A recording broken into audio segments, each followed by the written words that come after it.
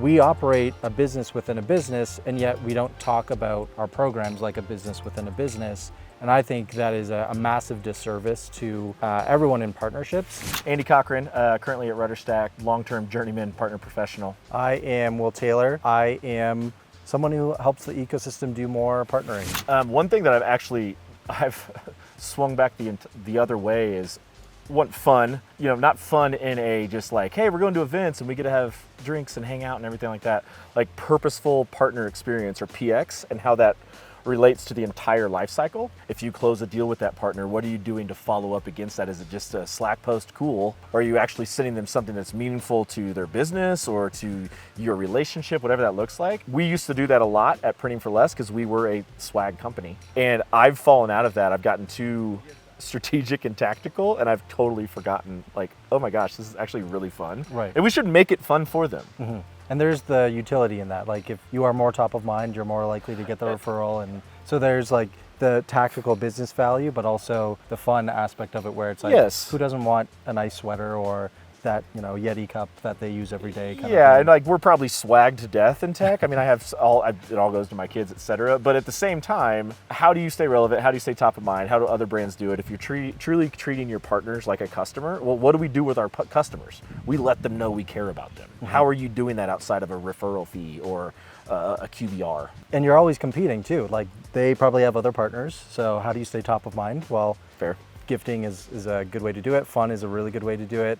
My hot take is that partner people have focused too much on the relationship side of things. Not that it's not important, but in terms of how we enable each other and what we talk about in a community, we've over-indexed on that, and we haven't been teaching our community the right things to bring to the board. So to be prepared for that C-suite conversation, we operate a business within a business, and yet we don't talk about our programs like a business within a business.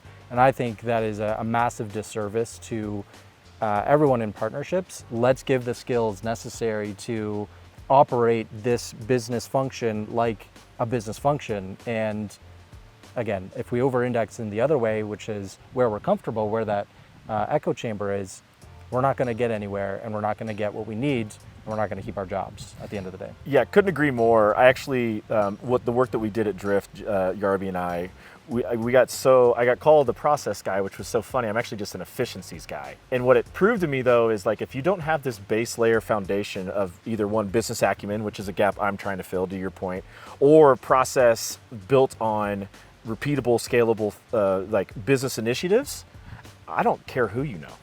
Right, like steaks and handshakes, cool. Big tech firms, et cetera. You go there and you got to do that. But regardless, if you know those people leave, those people get fired, those people quit, they retire, mm-hmm. And then what? What are you left with as the base of your foundation, or what gaps are you trying to fill? I can always gain more network. Everyone's always gaining more network.